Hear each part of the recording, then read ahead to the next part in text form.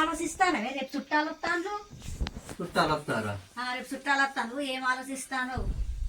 వస్తారా అని నాకేంది మరి ఎందుకు వస్తే ఏమేమి తెస్తావు? ఇంట్లో ఏం లేవు. 4 బియ్య పిచ్చు గింజలు ఉన్నాయి, 3 కేజీలు బియ్యం ఉన్నాయి, 1 కేజీ అంత గోధుమ పిండి ఉన్నది, అర్ధ పావంత మంచి నూనె ఉన్నది, గ్లాసు అంత కారం ఉన్నది. మరి ఏం చేద్దాము? చుట్టాలు వస్తాను. ఏం ఆలోచించడం చెప్పరాదు. ఎంతమంది వస్తారట? అందరు వస్తారా? 5 వస్తారా? 5 వస్తాను. 5 వస్తారా? 5 వస్తాను. 1 కేజీ పిండికి 6 రొట్టెలు 7 రొట్టెలు అవుతాయి. ఏం చేసి ఏం పెట్టని చెప్పరాదు. 5 వస్తారా? మరి 5 వస్తారు. ఆ పొయ్యి కింద కైటలా నేగేస్తా. ఇంట్లో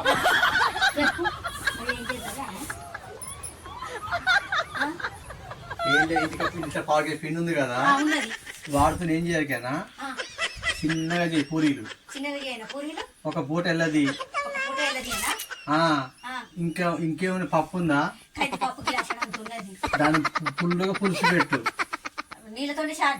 మరింత వేడి చేసినాం అనుకో, వాళ్ళు కరేపాకు ఎక్కువై గుమ్మగుమ్మలతో బాగా చేసినట్టు వాళ్ళు. కానీ మనం ఎందుకంటే మనం మంచిగా ఉండాలి. ఎందుకంటే వాళ్ళు విషయంలో మంచి చూసుకున్నాం అనుకో, ఒక మాట నువ్వు ఇంతగానే ఎక్కువ అను కదా,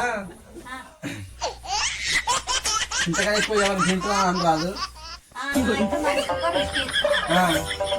ఇంతగా తినడం ఎవడు ఇంకా మనుషులు అను అది ఒక్కడే తెలుసుగా.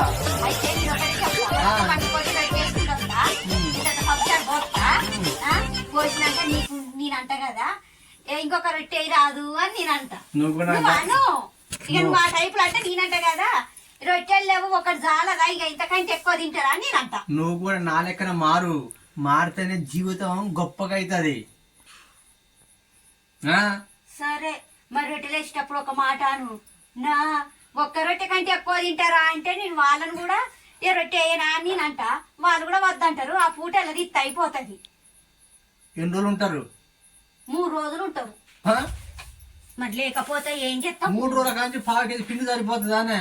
మరి 3 రోజులు అంటే ఒక రోజు అదే తిస్తా, ఓ రోజు మూకలు వండుతా, ఓ రోజు ఆ పచ్చి పులుసు చేస్తా, ఓ రోజు చింతపండు పచ్చి చేస్తా. మరి ఏం చెయ్యనే? కాదే 3 రోజులు వచ్చిండు మంచిగా చికెన్ పట్టుకొస్తా, సంచిస్తా, సంచి నిండా మంచిగా సామాన్లు పట్టుకొని రా. ఇంత చికెన్ తీసుకొచ్చి లాస్ట్ రోజు ఇంత చికెన్ తోటి అన్నం పెట్టి ఎలా పడతా చుట్టపడరు. మరి నేను ఏం చెయ్యను?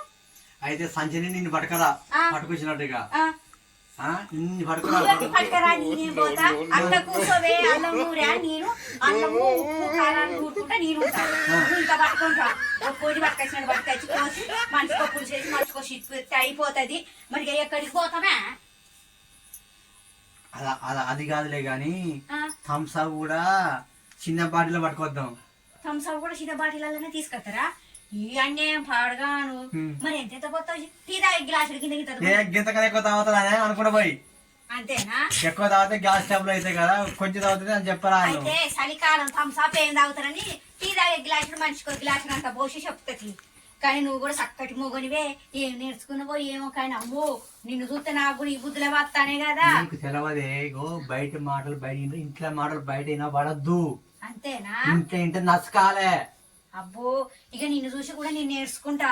చుట్టకూడదు మరి వాణిజ్య నువ్వు వచ్చినానుకో మంచిగా తేడాగా మాట్లాడు. నువ్వు కూడా చిన్న నాలుక మాట్లాడుకో, అబ్బాయి ఇది కూడా పెడతా పెట్టను. అందుకని నువ్వు గనగన మాట్లాడిపోయి పెట్టట కనపద అనుకుంటావు అందరు. సరేలే నీ మాటలు పట్టుకొని నేను కూడా గనగన గనగన మాట్లాడతా. వచ్చే వరకు చూడు గింత ఏం చేయాలి? నేను కూడా మనం అందరిట కూర్చుంటాం కదా, కూర్చున్నప్పుడు ఏం చేయరికేనా అందరినీ వేసుకురా. గని ముక్కని కదా అది అలా అన్న అంటాను చిన్నగా. చికెన్ కూడా తింటే ఒళ్ళు నొప్పులు కాళ్ళ నొప్పులే, గెంతుకే ఒక్కొక్క ముక్కే. ఫస్ట్ నాకే గిన్నె ముక్కలు ఎత్తావా? గిన్నె ముక్కలు తింటాడు అని అంట. వాళ్ళు అయిపోతారు, వాళ్ళు ముక్కలే అంటారు. చికెన్ కూర తింటే మొక్కలు నొప్పులను కూర నువ్వే తిందుతి. లేకపోతే నువ్వు మాత్రం నన్ను మంచిగా అర్థం చేసుకున్నావు భార్య అని. అంతేనా? చికెన్ భార్య అనుకోలేదా?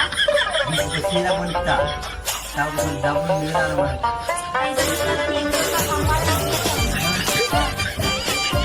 సరే ఓకేనా? ఇదే కంటెంట్